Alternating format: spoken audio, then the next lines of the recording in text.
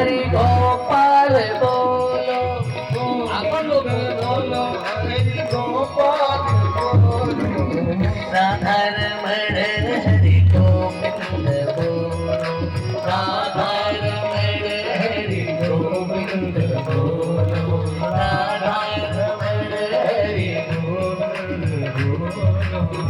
बोलिए राधा रमण भगवान की। भगवान भीष्म सोता रुक्मिणी रुचिरानना राक्षसेन विधानेन उपजे में सुतम।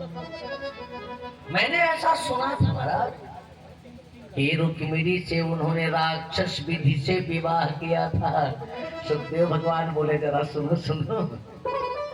अरे भगवान भीष्म सुतामेवं निर्जित भूमिपान।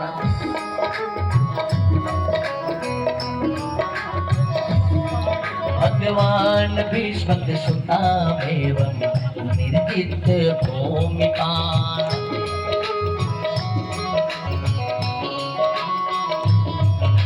पूर्वाणीय विधिवत शब्द पे ध्यान दें। पूर्वाणीय विधिवत पूर्वे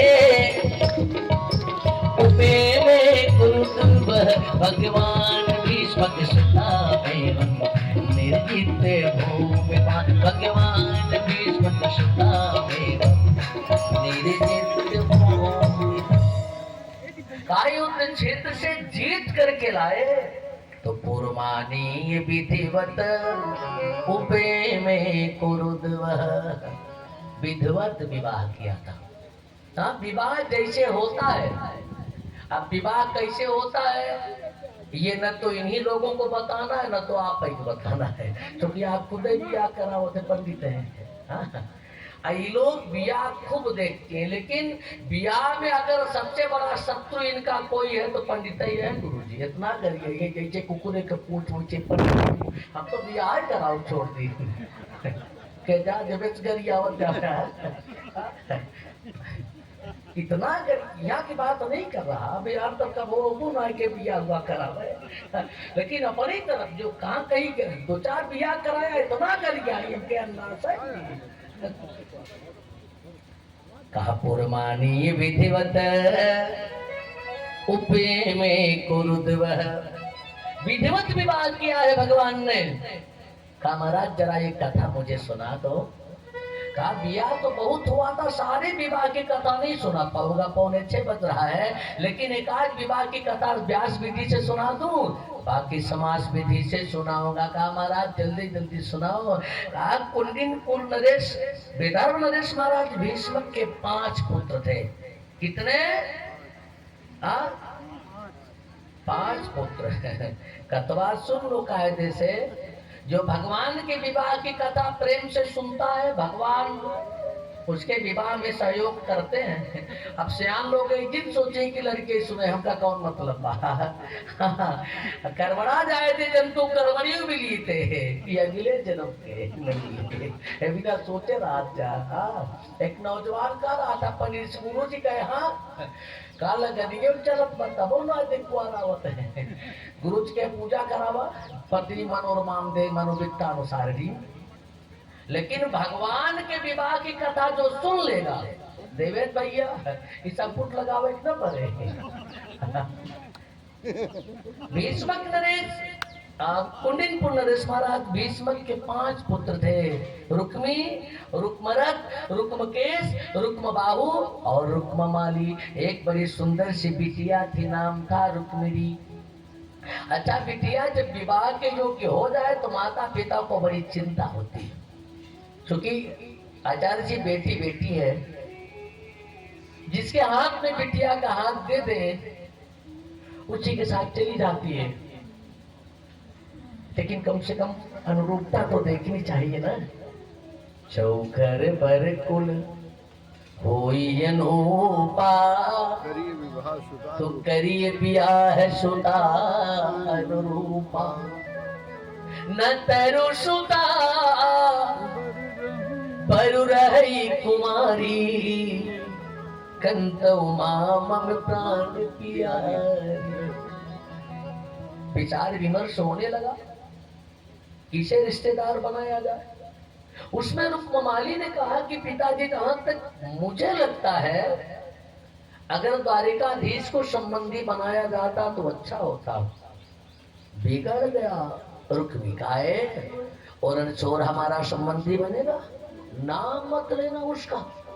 घातक का मेरा संबंधी वो बनेगा, पवन भी जिसका आदेश मानने को विवश होते हैं। कहा कौन? कहा चेत नरेश ब्रह्मघोष का पुत्र शिशुपाल। अरे मेरा मित्र भी है, एक बार मैंने चर्चा भी किया था, तो उसने अनुमोदन, हमने स्वीकृति दिया था, मौन स्वीकृति दिया था।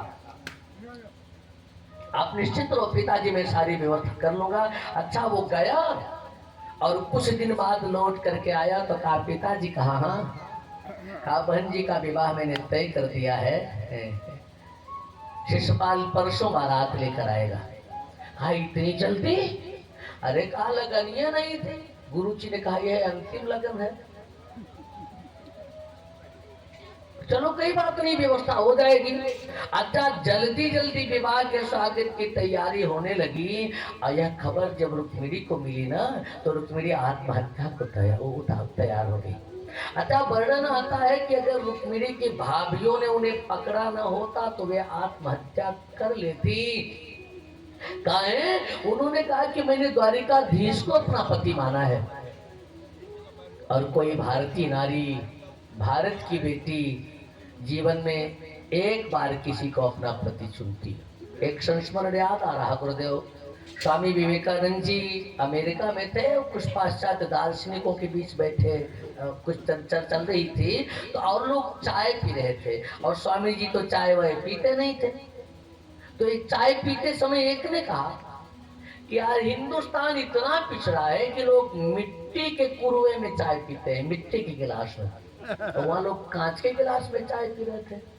तो चर्चा नारी समाज पर चल रही थी। वहां के दार्शनिकों ने कहा कि बिल्कुल वही स्थिति हिंदुस्तान के नारियों की भी है।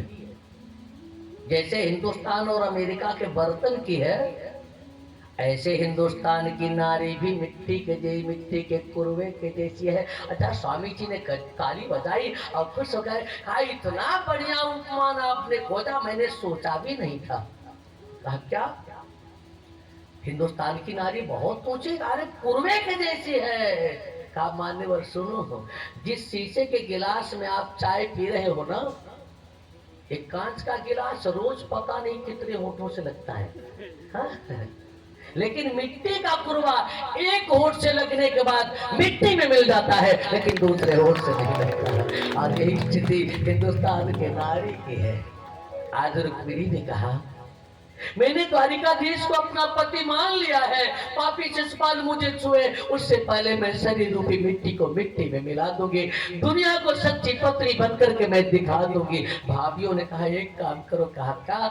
एक चिट्ठी लिखकर द्वारिकाधीश के पास भेज दो, हो सकता है बात बन जाए। एक चिट्ठी लिख करके द्वारिकाधीश के पास भेजा। ब्राह्मण देवता पहुंचे, सभा में कन्हैया बैठे थे, चिट्ठी पढ़ के सुनाई। अच्छा आधी चिट्ठी सुनते सुनते ही भगवान इतने उतावले हो गए। हाँ बस करो महाराज, तुरंत चलता हूं। अब आप सोच रहे होगे कि आधी चिट्ठी सुनते सुनते ही इतने उतावले काहे हो गए? क्या लिखा था चिट्ठी में? सुनना चाहेंगे ना? हा? आप लोग कह रहे हैं गुरु जी सुनाई दे जब सब कहा था। गुरु जी ने मना किया है कि बच्चा दूसरे चिट्ठी पढ़े ना चाहे और सुनो न चाहे, अब एक चिट्ठी। लेकिन अब कह रहे हैं गुरु जी सब तो सुना देता हूँ, आज अंतिम दिन है, मेरा नहीं कथवा का। देवेश भैया एक जगह एक दास जी कथा सुना रहे थे, एक माता जी अगुवाई बैठी पूरे कथवा भर रोई। कथा खत्म हुई, व्यास जी ने कहा माता जी आप बहुत बढ़िया श्रोता है, बहुत भाव से कथा सुन रही थी। अरे कहा बाबा आज तो तनिको ना सुन ली, तक काहे रो रही थी? कहा बाबा मोरे एगो पाड़ा रहे। पाड़ा माने पड़वा, भैंसी बच्चा के पड़वा कही जाता है। कहा बाबा मोरे एगो पाड़ा रहे, ओके पागल कुकुर काट ले ले ए बाबा पड़ौनो पकड़ा गई 7 दिन चिल्लाई बाबा 8 दिन मर गई हे बाबा तोरो 7 दिन हो गई बहुत दूर की बात थी है ना। तो आपसे निवेदन करूं बहुत भाव भरा पत्र लिखा देवी रुक्मिणी ने सुता गुणान भुवन सुंदर शिणवताम ते निर्विश्य कर्ण विविर तो गतापम। अच्छा हमारी माताएं बहनें कितनी चालाक है जरा देखिए कोई काम किसी से कैसे लिया जाता है पहले उसका बखान करिए आप तो बहुत अच्छे हैं। सुता गुणान भुवन सुंदर श्रीवताम ते सरकार 14 भुवन में आपके जैसा सुंदर कोई आपसे सुंदर की तो बात छोड़ दो आपके जोड़ का भी कोई नहीं है यह तो रूप की बात है और आप इतने गुणवान हो कि आपकी गुणावली जो अपने कानों से सुने सुता गुणान भुवन सुंदर श्रीवताम ते तो निर्विश्य कर्ण विवरहर तो गताप। आपकी गुणावली सुनने वाले के सारे ताप नष्ट हो जाते हैं सारे पाप नष्ट हो जाते हैं संताप नष्ट हो जाते हैं।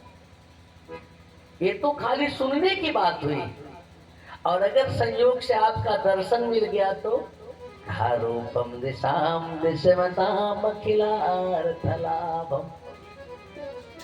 आपका दर्शन माने इससे बड़ा तो कोई लाभ है ही नहीं। ये सरकार मैं विदर्भ नरेश महाराज भीष्म की कन्या रुक्मिणी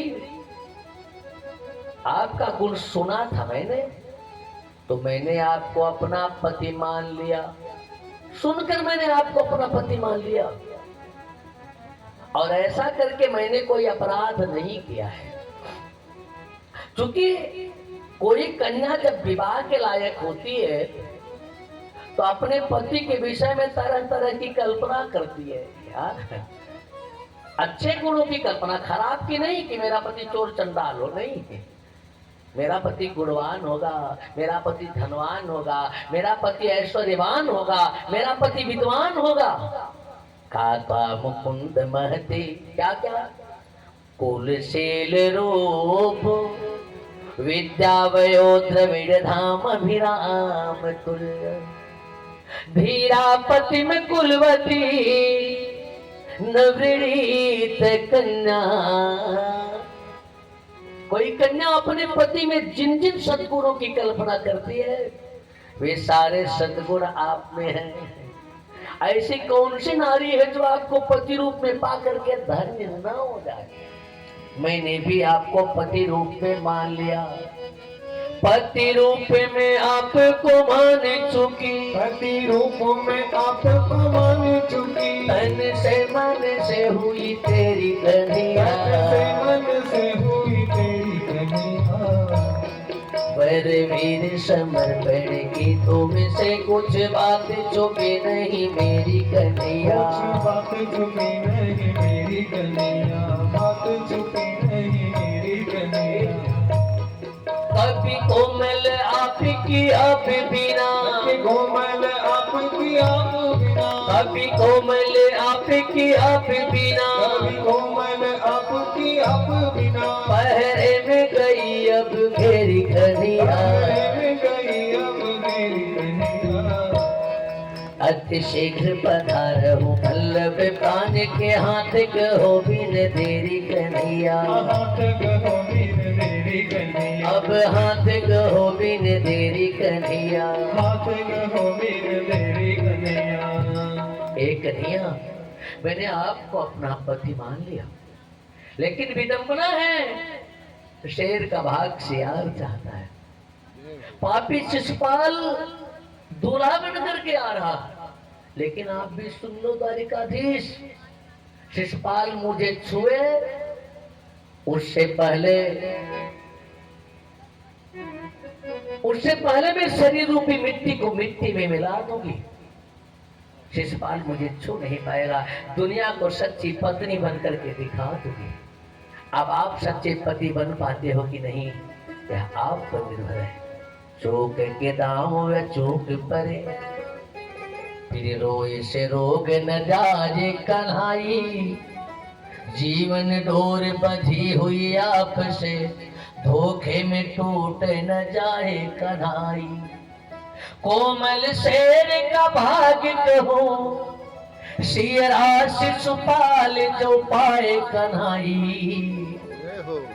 तो शाने उमान गुमान विदर्भ के, कौड़ी के मोल बिकाए कन्हाई। ओ पापी मुझे छू नहीं पाएगा, आत्महत्या कर लोगी, लेकिन एक सोच रह जाएगी। हर पिता अपनी पुत्री से यही अपेक्षा करता है कि उसका बिटिया उसका नाम रोशन करेगी। और जब मैं आत्महत्या कर लूंगी ना, तो मेरे पिता की कीर्ति कलंकित हो जाएगी। कन्हैया, लोग मेरे पिता की कीर्ति की तरफ पगले उठाएंगे कि भीष्म की बिटिया ने आत्महत्या कर लिया। जरूर कोई बात, पर लोग में जाकर भी मैं अपने आप को सुखी नहीं रह पाऊंगी। ये संताप ये रहेगा मुझको, ये मुझे दबाएगा, मुझे जलाएगा। भगवान ने कहा बस करो पंडित जी, चलो। कहा महाराज एक बात और कहा है। कहा क्या? कहा चिट्ठी में लिखा है कि विवाह के एक दिन पहले वो गौरी के मंदिर में पूजा करने आएगी। परंपरा थी वहां की, कुंडिनपुर की। हमारे यहाँ की भी परंपरा है, बेटियां गौरी की पूजा करती है। एक दिन पहले नहीं तो कम से कम विवाह मंडप में ही द्वार पूजा के बाद ओंकार पूजा गौरी की पूजा होती है। हाँ, एक दिन पहले गौरी के मंदिर में मैं पूजा करने आऊंगी और मंदिर नगर के बाहर है, आप आ जाना। वैसे आपके साथ चली चलूंगी, और अगर नहीं आते ना तो फिर पिता के यहाँ लौट कर नहीं आऊंगी, वहीं से परत पिता के यहाँ चली जाऊंगी। भगवान ने कहा बस करो महाराज। तीव्रगामी सूरत में जुतवाया और चल करके जब कुंडिनपुर पहुंचे तो पंडित जी से कहा कि जाकर रुक्मिणी से कह देना मैं मंदिर में मिलूंगा। पंडित जी ने रुक्मिणी को संदेश सुनाया। इतना सुखद संदेश था कि इसके बदले में क्या दें, समतुल्य कुछ मिला नहीं। तो ब्राह्मण देवता के चरणों में श्री जी ने सिर झुकाया है कि मैं आपकी कर्जदार रहूंगी प्रभु। इस संदेश के बदले इसके समतुल्य आपको देने के लिए मेरे पास कुछ नहीं है। आप आशीर्वाद दोगे, जिसे जिसे भी आशीर्वाद दोगे आपकी बारी में सच करोगी, आपकी राशि बनी रहोगी। जल्दी से रुक्मिणी तैयार हुई, श्रृंगार किया और मंदिर में आ गई। अच्छा, यह खबर जब शिशुपाल को मिली और उसने जरासंध को बताया कि मैंने न्योता नहीं दिया था, फिर कैसे आया? लगता है रुक्मिणी ने बुलाया है। रुक्मिणी के पास खबर गई, उसने भी कहा मैंने नहीं बुलाया। तो कहा बिना न्योते के कैसे आया है? जरासंध बोला सुन लो शिशुपाल, अगर द्वारिकाधीश आ गया है तो जरूर कुछ न कुछ उथल पथल होगी, एकदम सावधान रहना। क्योंकि हारा है 17 बार, 18वीं बार सोचा कि मार दिया, उसमें भी धोखा खा गया। अब ऐसी जगह आ गए कि पहुंच ही नहीं सकता है। कहा जरूर कोई न कोई गड़बड़ी हो जाएगी। शिशुपाल बोला और कोई गड़बड़ी हो जाए सो चलेगा, लेकिन दुल्हन की डोली तो मेरे ही घर चलनी चाहिए। बारातियों से कहा है मिठाई बाद में मिलेगी, पहले मंदिर को चारों तरफ से घेर लो, दुल्हन को कोई नुकसान नहीं होना चाहिए। और जो भी आए सिर को धड़ से अलग कर दो। अच्छा, सारे बाराती तलवार भाला ले करके मंदिर को चारों तरफ से घेर लिया और देवी रुक्मिणी मंदिर में पूजा कर रही है। बड़े भाव से गौरी की पूजा किया। नमस्ते तांबिके भीक्षणम स्वसंतानियुताम शिवाम। गुरु जी, जनकपुर की लीला और यहाँ की लीला बहुत बढ़िया मिलती है। वैष्णव संत बैठे हैं, हमारे राघव सरकार ये धनुष तोड़ने के लिए चले ना, तो हमारी जानकी मैया ने भी व्याकुल होकर के स्तुति किया है। मन ही मनावे कुलानी हो प्रसन्न महेश भवानी। गणनायक वरदायक देवा गणनायक वरदायक देवा गणनायक वरदायक देवा आजो लगे किन्हीं को सेवा आजो लगे किन्हीं को सेवा आजो लगे किन्हीं को सेवा। भगवान शंकर की अभ्यर्थना किया है जानकी मैया ने, गणेश की अभ्यर्थना किया है, गौरी की अभ्यर्थना किया है। बिल्कुल वही क्रम यहाँ भी है।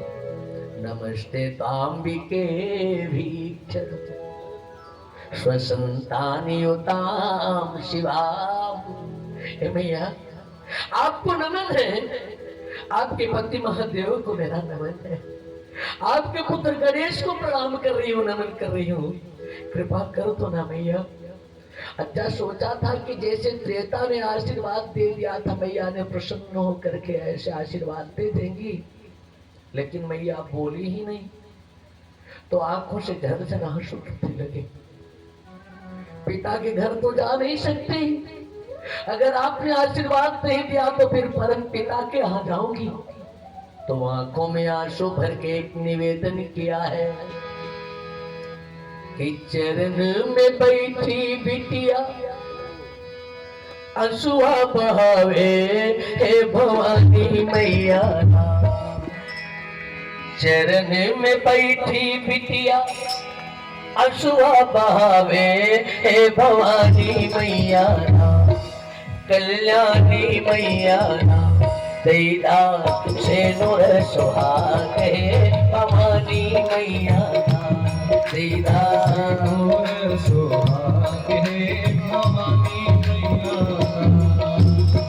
चरण में बैठी बिटिया आंसुआ बहावे हो भवानी मैया, हे कल्याणी मैया दैदा नूर सुहागे भवानी मैया, दैदा नूर सुहागे भवानी मैया।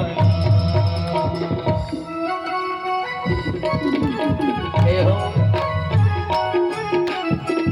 मैया।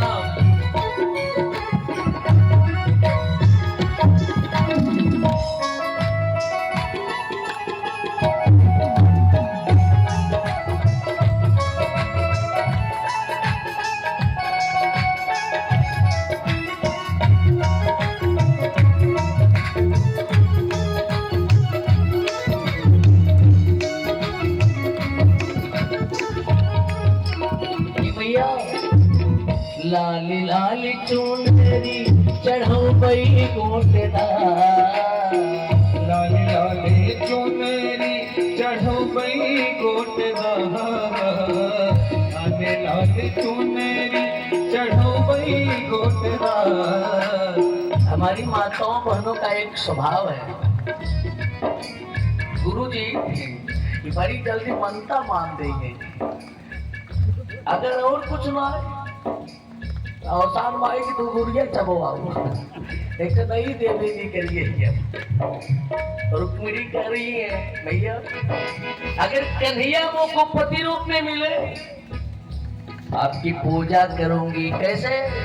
लाल लाल चुनरी चढ़ो बई गोटदार, लाल लाल चुनरी चढ़ो बई गोटदार, हे भवानी मैया हे कल्याणी मैया मोर जगाता सूतल भागे भवानी मैया मोर जगाता सूतल भागे भवानी मैया चलेगा मोर सुहागे भवानी मैया चरण में बैठी बिटिया आंसुआ बहावे हो भवानी मैया हे कल्याणी मैया तेरा सिंदूर सुहागे जय हो बोलो अपने मैया की सिंदूर सुहागे भवानी मैया तेरा सिंदूर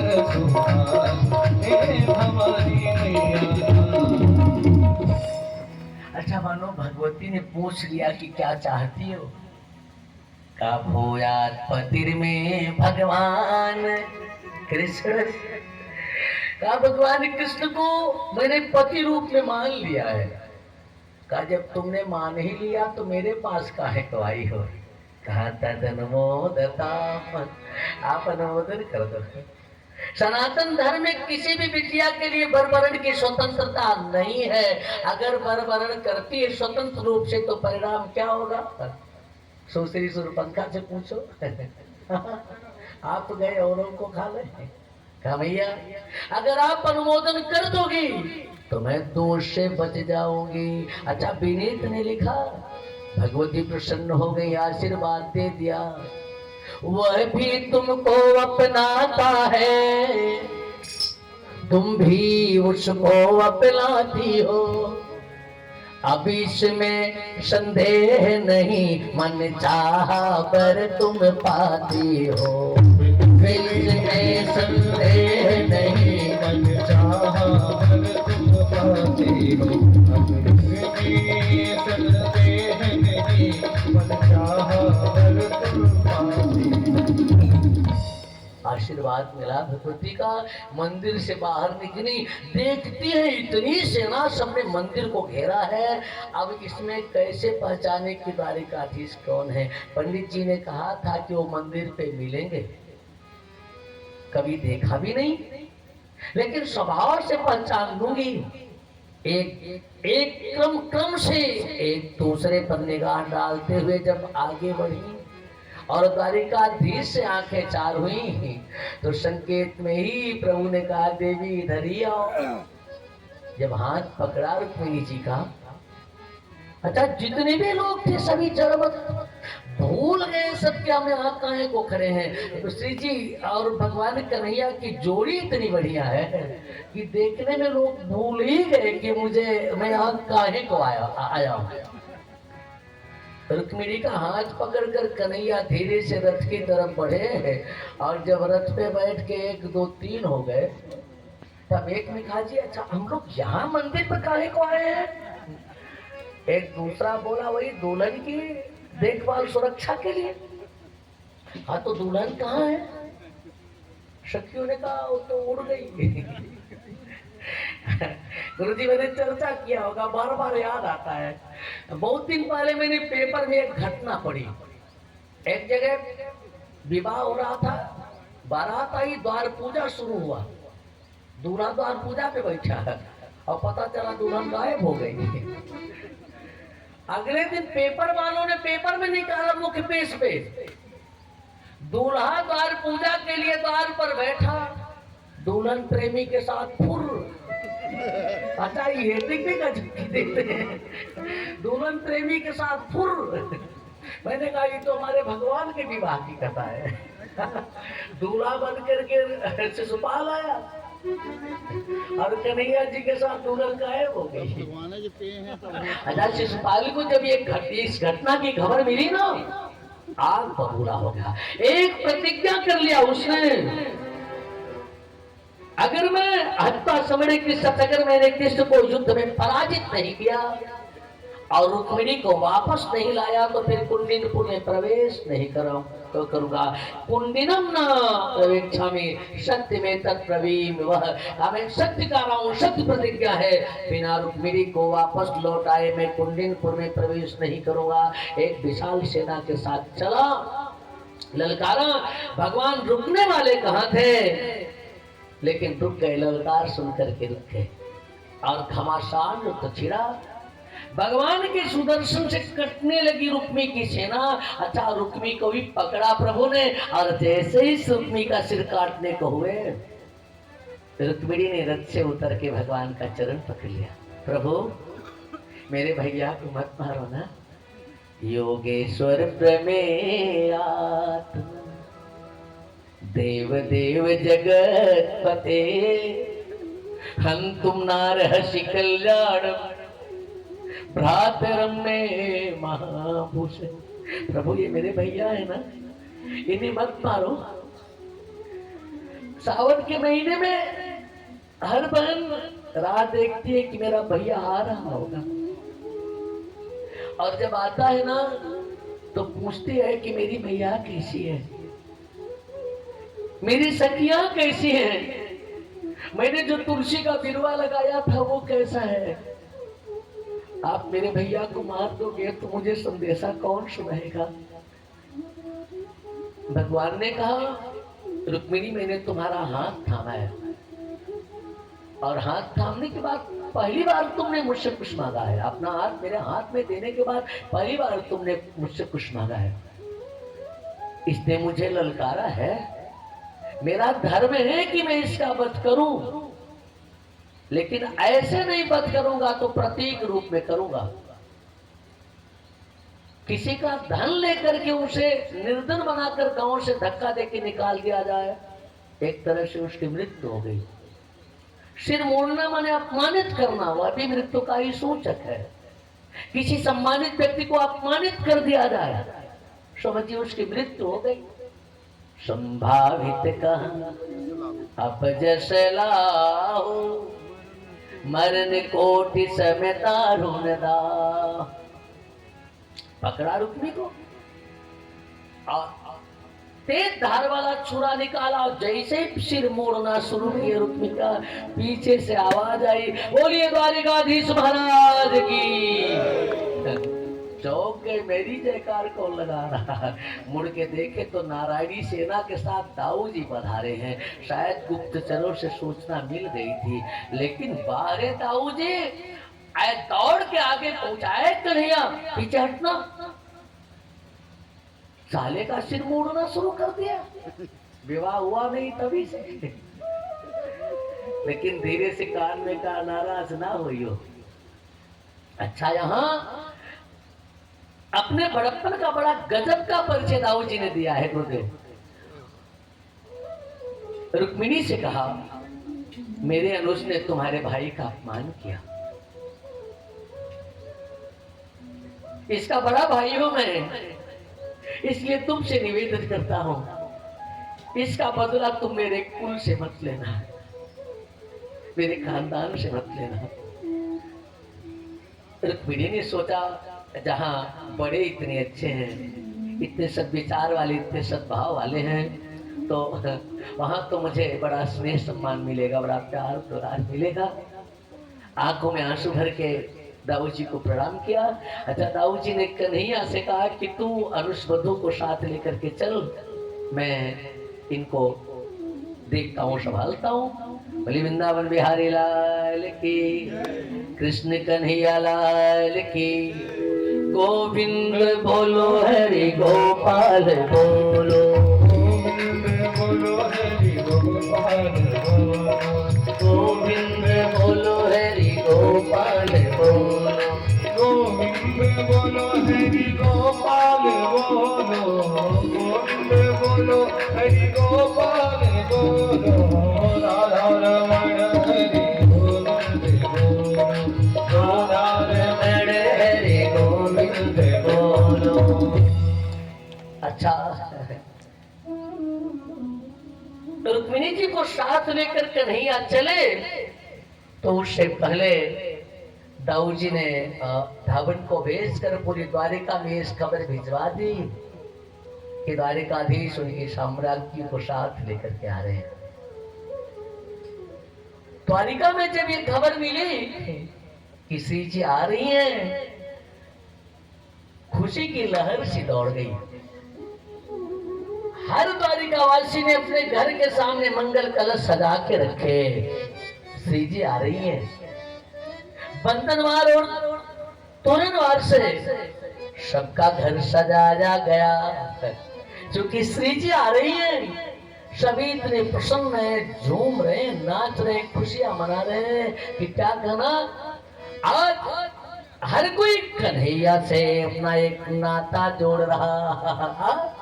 अच्छा गुरुदेव, देवता लोग भी वेश परिवर्तन विधाय ब्राह्मण बन करके आ गए, क्योंकि किसी भी कन्या का कन्यादान तो उसका भाई, पिता, पितामह या कुल का कोई करता है, परंतु ब्राह्मण को यह अधिकार है कि किसी भी कन्या का कन्यादान कर ले। आज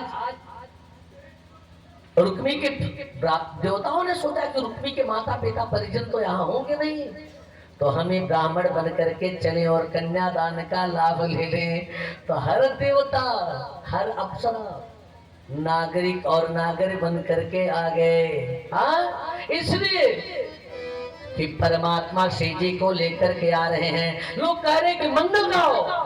हाँ, तेरी सखी मंगल गाओरी, तेरी सखी मंगल गाओरी, तेरी सखी मंगल गाओरी, धरती पर सदाओरी, धरती पर सदाओरी, तेरी सखी मंगल गाओरी, तेरी सखी मंगल गाओरी, धरती है आज मेरे कान्हा की सवारी, उतरी है आज मेरे कान्हा की सवारी, शोक बुरा हो आखी लगाओ, आज पहुना मोरा मेरे आज कन्हैया मोरा मेरे सखी बहुत घर आए, सखी बहुत घर आए, मिले रंग मिले, मैंने खिले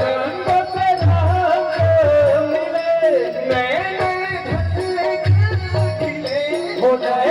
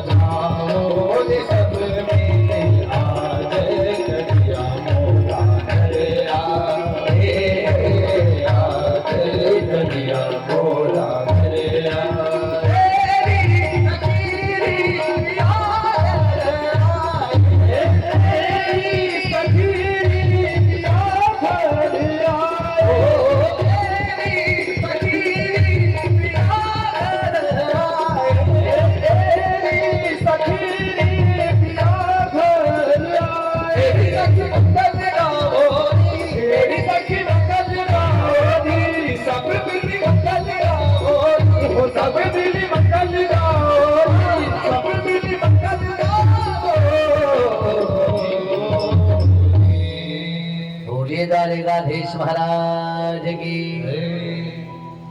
और ठीक उसी समय द्वारिकाधीश ने देवी रुक्मिणी को साथ लेकर के द्वारिका में प्रवेश किया।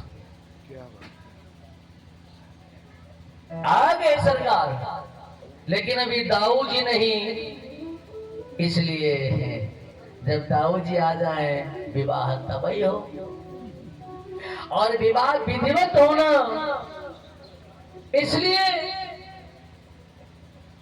बड़ी उत्तम व्यवस्था की गई। दाऊ जी के निवेदन पर, दाऊ जी के आदेश पर बहुत ही उत्तम व्यवस्था की गई। और शायद वही स्थिति यहाँ भी हो, तो समय नहीं संकेत कर रहा कि ज्यादा समय लिया जाए, इसलिए क्योंकि कथा बहुत आगे तक ले चलनी है। तो सबकी इच्छा थी भगवान का विवाह कैसे हुआ जरा सा देखने की भी, तो बिल्कुल वही दृश्य उपस्थित है। हमारे द्वारिकाधीश श्री जी को साथ लेकर के आ रहे हैं। बोलिए द्वारिकाधीश महाराज की। आप लोग बैठे रहेंगे, कुछ लोग ही उठेंगे ना अभिवादन में, स्वागत में, क्योंकि बैठे रहेंगे तभी पीछे वाले लोग भी देख पाएंगे। अगर आप लोग खड़े हो जाएंगे तो फिर अव्यवस्था होगी। हमारे द्वारिकाधीश पधारे। बोलिए द्वारिकाधीश भगवान की, लक्ष्मी नारायण महाराज की। अच्छा, ब्रह्मा बाबा स्वयं वेद पाठ करने के लिए आ गए, तो उस भूमिका में आचार्य श्री राम जी से मैं आग्रह करूंगा कि विवाह की विधि को शीघ्र संपन्न कराएं। आचार्य श्री राम जी, चूंकि पूर्वानी विधिवत उपये में गुरुद्व है, नगर में ला करके भगवान ने विधिवत विवाह किया था, तो विवाह की जो विधि शायद आज भी जयमाल वगैरह तो होता ही है, ये त्रेता से ही अब परंपरा प्रचलित है, तो बिल्कुल वही स्थिति यहाँ भी। आप थोड़ा सा पीछे हो जाए, पीछे हो जाए, लोग बरमाला पाए ना, ये औपचारिकता इसका निर्वहन करने दें। बोले कृष्ण कन्हैया लाल की, दुल्हा सरकार की, लक्ष्मी नारायण भगवान की।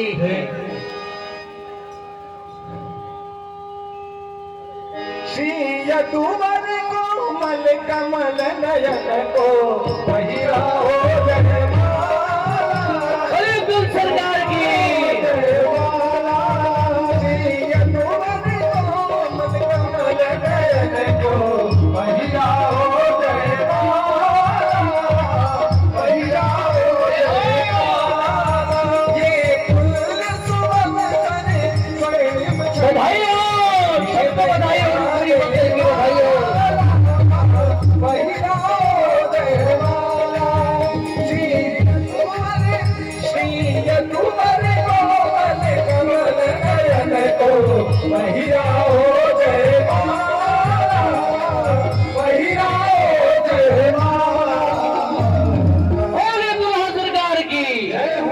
अच्छा, लोग खड़े हैं, उमंग में हैं, मुझे लग रहा है खुशियां मनाना चाहते हैं। और वैसे भी विवाह उवाह में लोग नाचते हैं, लेकिन ज्यादा अवसर नहीं दूंगा मैं। अच्छा, कभी कभी तो दूल्हा नाचते हैं। हाँ, एक बात बताऊं भैया, नाचने के लिए तो अभी इधर उधर की नाच चल ही रही, लेकिन हमारे यहाँ पुराण में दो लोगों ने गजब की नाच नाचा है। एक तो भगवान शंकर, उन्होंने तांडव नृत्य किया, तो दूसरे हमारे कन्हैया ने बंसी बजा कर नाचा है। बेटियां और देवियां हैं, सबसे आग्रह करूंगा केवल वही खड़े होंगे जिन्हें नाच कर खुशियां मनानी है, बाकी बैठ कर के ताली बजाते रहे। अच्छा, दुल्हा सरकार हमारे कैसे लग रहे हैं? हाँ, सुंदर लग रहे हैं कि नहीं? हाँ, बोली दुल्हा सरकार की।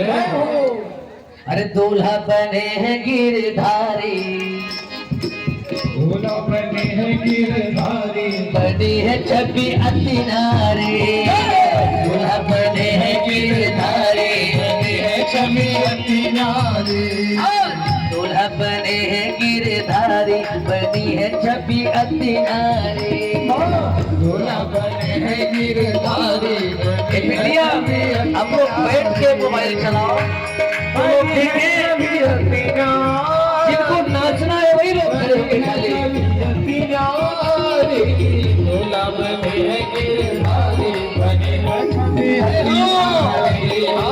दूल्हा बने हैं गिरधारी बनी है छवि किनारे।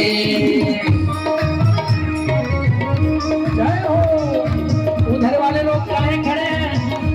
या तो खड़े हैं तो झूमिए नाचिएगा, ये नहीं तो बैठ जाइए। जय हो। दूल्हा बने हैं गिरधारी बनी है छवि किनारे। दूल्हा बने हैं गिरधारी बनी है छवि किनारे। दूल्हा बने हैं त्रिपुरारी बनी है छवि। बधाई हो। रुक्मिणी बधूबा में दिशराजे। रुक्मिणी बधूबा में दिशराजे।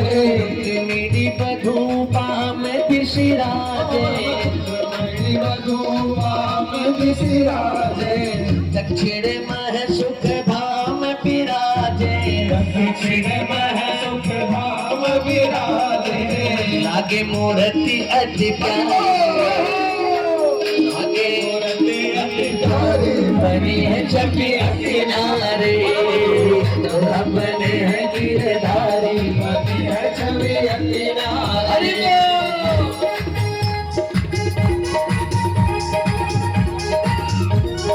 जय हो।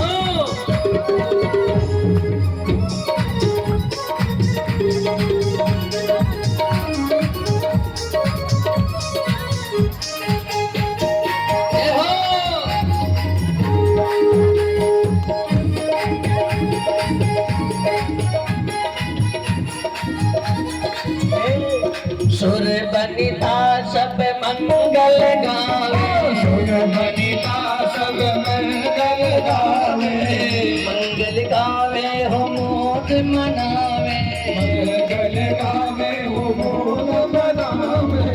सुर बनिता सब मंगल गावे। सुर बनिता सब मंगल गावे। मंगल गावे हो मोद मनावे। मोद मनावे हो मोद मनावे। नाच दे तारे। नाच दे तारी बनी है छवि किनारे। दूल्हा बने हैं गिरधारी बनी है छवि किनारे। दूल्हा बने हैं गिरधारी बनी है छवि किनारे।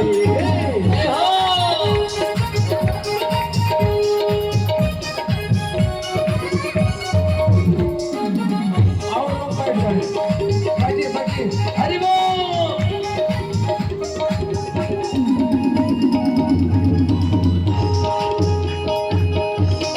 कोई प्रक्रिया है श्री राम जी? आज प्रचारण करेगी सरिता भी है। हरि बोल। धर्मराज शुभ मंत्र उचारे। धर्मराज शुभ मंत्र उचारे। धर्मराज शुभ मंत्र उचारे। धर्मराज शुभ मंत्र उचारे। भानु प्रकाश हरि चरण पधारे। भानु प्रकाश हरि चरण पधारे। ओम दास जी चरण पधारे। झूमे दुनिया सारी। झूमे दुनिया सारी बनी है छवि किनारे। दूल्हा बने हैं गिरधारी जय हो किनारे।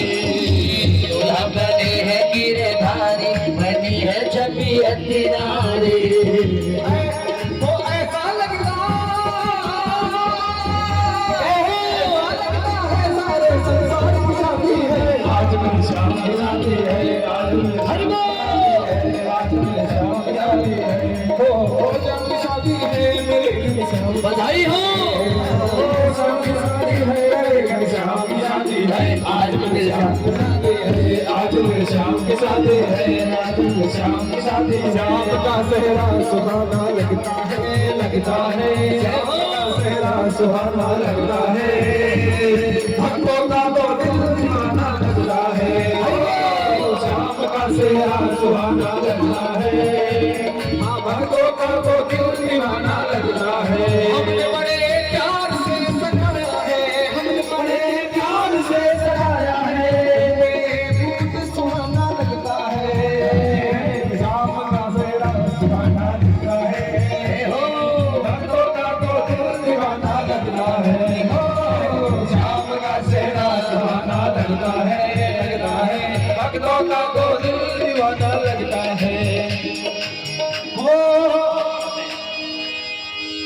आएगा मेरा सावरा दिल से बुला के दे, बोलो भगवान की सावरा दिल से बोला के दे।